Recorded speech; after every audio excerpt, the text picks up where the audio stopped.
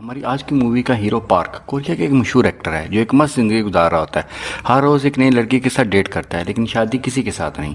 इसके शानदार कैरियर से लगता है कि शायद पार्क की जिंदगी का बस यही मकसद है, लेकिन असल में पार्क अंदर से बहुत बेचैन और उदास रहता था, जैसे कुछ मिस कर रहा हो। दूसरी तरफ पार्क की मॉम हर वक्त शॉपिंग और वर्ल्ड टूर पर रहती, जैसे इसको पार्क की कोई फिक्र ही ना हो।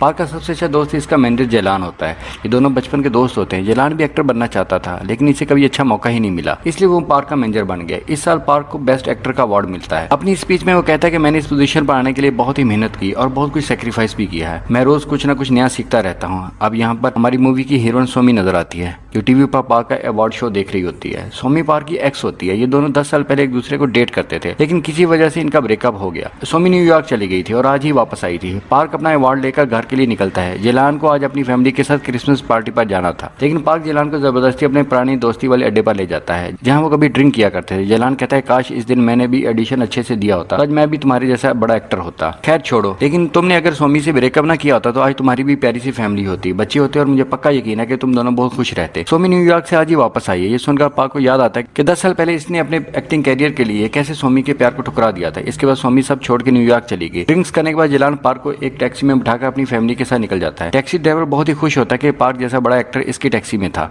वो पूछता है कि सर आपके पास सब कुछ है, मतलब आप बहुत ही खुश रहते होंगे ना। पार्क लापरवाही से जवाब देता है दोस्त ऐसा कुछ नहीं, शोबिज़ की चका चांदनी के पीछे बहुत गहरा अंधेरा है, मैं तो रात को सही तरह सो भी नहीं पाता, सोने के लिए भी मेडिसिन लेनी पड़ती है। सर तो क्या आपको अपनी लाइफ पसंद नहीं है? अगर अचानक आपकी लाइफ बदल जाए तो आप इसे मेरा क्रिसमस गिफ्ट समझ लेना। पार्क को इसकी बात बड़ी अजीब और बेहुदा लगी लेकिन अगले दिन जब इसकी आंख खुलती है तो वो किसी और के घर होता है और फर्श पर सो रहा होता है। इतने में दो छोटे बच्चे पापा पापा उठ गए करके चलाते हुए इसके पास आ जाते हैं। पार्क अपना सर पकड़ लेता है कि ये बच्चे कौन हैं। तभी सोमी वहां पर आती है और ये कहां से आ गई। पार्क घबरा कर बाहर आता है और अपनी रोज राइस को अनलॉक करता है, लेकिन ये क्या, वो रोज राइस कहां गई और ये डब्बा कार मेरी कैसे होगी। खैर जल्दी में इसी डब्बा कार में बैठकर वो अपने हाई फाई लग्जरी अपार्टमेंट में जाता है लेकिन इसके पासवर्ड से रूम का दरवाजा खुलता ही नहीं है। तभी अंदर से एक आदमी डोर खोलता है और पार्क पूछता है तुम मेरे अपार्टमेंट में क्या कर रहे हो? अरे ये मेरा अपार्टमेंट है, ये कहकर वो दरवाजा बंद करने लगता है लेकिन पार्क जबरदस्ती अंदर घुस जाता है। इतने में होटल के गार्ड्स भी आ जाते हैं। पार्क को अभी तक यकीन नहीं आया था कि इसकी जिंदगी बदल चुकी है और ये अपार्टमेंट इस नई जिंदगी में इसका नहीं है। वहां पर मौजूद लेडी से कहता है कि इसका हस्बैंड पागल हो गया है। आप तो समझदार है ना, मुझे पहचानी, मैं फेमस एक्टर पार्क गैंग हूँ। वो डर कर चलाती है। घर का ओनर अपनी वाइफ पे शक कर, मेरे पीछे इस आदमी से फेयर कर लिया तुमने? अरे नहीं जी, ये तुम क्या कह रहे हो, मैं तो इस कमबख्त को जानती भी नहीं। कुछ ही सेकंड में पार्क एक जोड़े में तलाक करवाने ही वाला था कि एन वक्त पर पुलिस आ जाती है और वो पार्क को पुलिस स्टेशन ले आती है। वहां भी वो पुलिस ऑफिसर को तंग करता है कि मुझे ध्यान से देखो, मैं सुपरस्टार पार्क हूँ, बकवास बंद करो तुम और सुपरस्टार, ये लो तुम्हारी वाइफ आ गई। पार्क सोमी की तरफ देख के कहता है ये मेरी वाइफ कहाँ से हो गई? देखकर सोमी बड़ी दुखी होती है। पुलिस ऑफिसर कहता है कि मुझे लगता है कि आपके शो का दिमाग खराब हो गया, वो खुद को बहुत बड़ा एक्टर समझ रहा है। सोमी कहती है कि वो बड़ा एक्टर ना सही, टीवी सीरियल में छोटे मोटे रोल तो कर ही लेता है। पार्क की बातों से सोमी बहुत हर्ट होती है। तभी पार्क एक टैक्सी को देखता है। इसे वो कल रात वाली सारी बातें याद आ जाती हैं। इसे टैक्सी ड्राइवर पर बहुत गुस्सा आता है कि इसने मेरी लाइफ में क्या चेंज कर दिया। इसने क्रिसमस गिफ्ट के तौर पर मुझे सोमी से मिलवा दिया। ये सोचकर वो कार में बैठ जाता है। घर के पास जाकर वो सोमी से बात करता है लेकिन सोमी गुस्से में घर के अंदर चली जाती है। फिर इसकी बेटी बाहर आती है। यहाँ तो ऐसा कुछ गोलमाल है कि पार्क अपने बच्चों के नाम तक नहीं जानता। सुनो बेटा, मेरे सर पर चोट लगने की वजह से मेरी याददाश्त गुम हो गई है, तुम अपने भाई का नाम बताओगी जरा? ओके पापा, मेरा नाम मिंकी है और भैया का नाम मिंकू है। ये कहकर वो अपने पापा को घर के अंदर ले जाती है। फिर अगली सुबह सोमी बच्चों को पार्क के पास छोड़कर अपने काम पर चली जाती है। अब पार्क को पता चलता है इस लाइफ में वो एक हाउस हस्बैंड है और सोमी नौकरी करके घर चलाती है। इसके बाद पार्क टैक्सी ड्राइवर का पता लगाने के लिए हर टैक्सी सर्विस पर जाता है और ढूंढता है वो कौन था जिसने मेरी जिंदगी की बैंड बजा दी है, लेकिन इसको कहीं भी कुछ पता नहीं चलता। हर जगह लोग पार्क को पागल की तरह देखते हैं। बिलाखिर परेशान होकर वो अपने डॉक्टर के पास जाता है जिसके पास इसकी ट्रीटमेंट चल रही थी। डॉक्टर पहचान लेता है कि पार्क तो एक एक्टर है। ये देख पार्क खुशी से झूम जाता है, चलो किसी ने तो याद किया। लेकिन डॉक्टर कहता है हाँ मुझे पता है तुम एक टीवी सीरियल के साइड एक्टर हो। ये सुनकर पार्क का खिला हुआ चेहरा फिर से मुरझा जाता है। तब पता चलता है कि नई लाइफ में पार्क एक टीवी एक्टर है। वो घर जाकर टीवी पर अपना सीरियल देखता रहता है जिसमें वो एक भूत का रोल कर रहा होता है। वो इस टैक्सी ड्राइवर को कोसता है कि एक ही रात में इसने एक सुपरस्टार से टीवी का भूत बना दिया। आखिर सोमी पूछती है कि तुम्हारी प्रॉब्लम क्या है? पार्क इसको A to Z सब कुछ बताता है कि मैं एक बहुत बड़ा एक्टर था और एक शानदार लाइफ जी रहा था। सोमी को इसकी कहानी पर हंसी आती है लेकिन अपनी हंसी रोककर वो कहती है कि इस ड्राइवर ने गिफ्ट के तौर पर मुझे तुम्हारी जिंदगी में भेज दिया। इसमें प्रॉब्लम क्या है कि मैं तुम्हें अच्छी नहीं लगती। रात को सोमी इसके पास आकर सो जाती है। अब पार्क को सोमी के साथ गुजारा हुआ वक्त याद आता है और वो सोमी को टच करने लगता है लेकिन सोमी तो घोड़े गधे बेच के सो रही थी।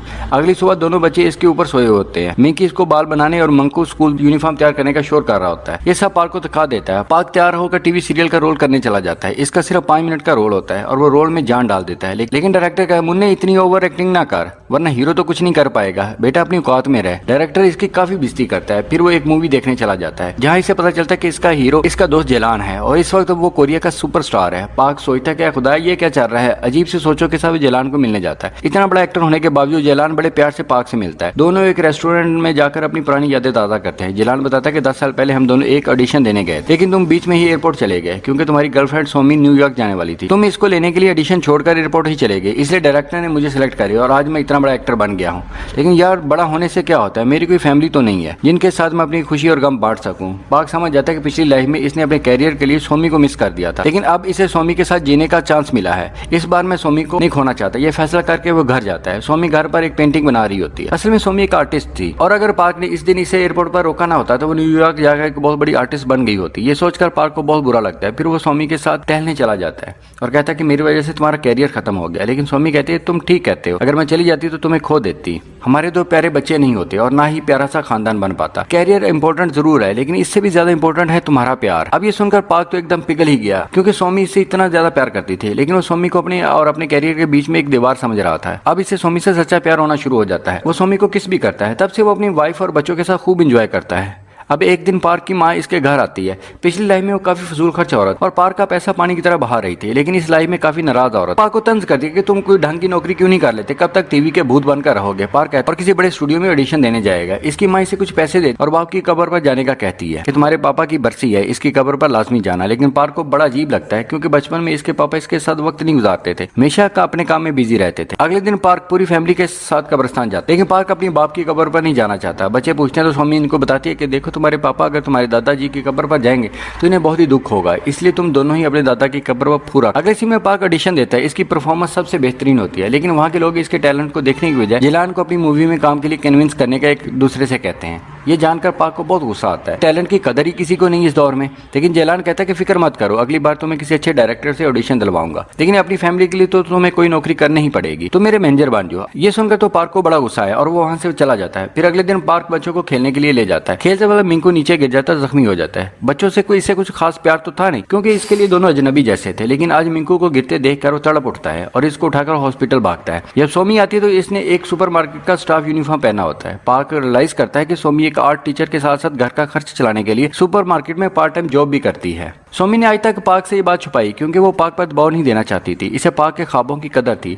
अब पार्क से रहा नहीं जाता और वो फौरन जेलान के पास जाकर कहता है कि प्लीज मुझे अपना मैनेजर रख लो। जेलान सिर्फ एक अच्छा एक्टर नहीं बल्कि एक अच्छा दोस्त भी था। वो पार्क को बहुत ही अच्छी सैलरी देता है और बदले में पार्क जेलान के लिए अच्छे अच्छे स्क्रिप्ट्स को सिलेक्ट करता है। पार्क की मदद से जेलान की परफॉर्मेंस में अब 4 चांद लग गए थे। पार्क और इसकी फैमिली की माली हालत धीरे धीरे बेहतर होने लगती है। वो अपनी फैमिली को बहुत सारा टाइम देता है और चारों मिलकर खूब एंजॉय करने लगते हैं। वक्त तेजी से गुजरने लगता है। जेलान को एक बहुत बड़ी मूवी मिलती है। शूटिंग स्टार्ट होती है, लेकिन आखिरी वक्त पर हीरो के दोस्त का रोल करने वाला एक्टर जवाब दे देता है। अब डायरेक्टर बड़ी टेंशन में आ जाता है कि ये रोल किसको दे। जेलान पार्क का नाम सजेस्ट करता है। फिर डायरेक्टर पार्क का स्क्रीन टेस्ट लेकर इसका फर्स्ट शॉट देता है। एक ही शॉट में पार्क सबका दिल जीत लेता है और इस फिल्म में अपना रोल बखूबी निभाता है। मूवी रिलीज होती है और पार्क के ढेर सारे फॉलोअर बन जाते हैं। अब इसे पैसों की कमी नहीं होती और इसकी लाइफ भी बहुत अच्छी चल रही होती है। एक दिन वो सोमी और बच्चों को एक बहुत बड़े रेस्टोरेंट में लेके जाता है, फिर इन्हें एक शानदार अपार्टमेंट में लेकर जाता है और बताता है कि अब हम ये घर खरीदने वाले हैं। लेकिन सोमी को इसकी बात अच्छी नहीं लगती। वो पूछते कि हमारे पुराने घर में क्या कमी है, क्या तुम्हें वो घर पसंद नहीं? जरूरत से ज्यादा पैसा खर्च करोगे तो और जरूरतों को पूरा करने के लिए ज्यादा कमाना पड़ेगा,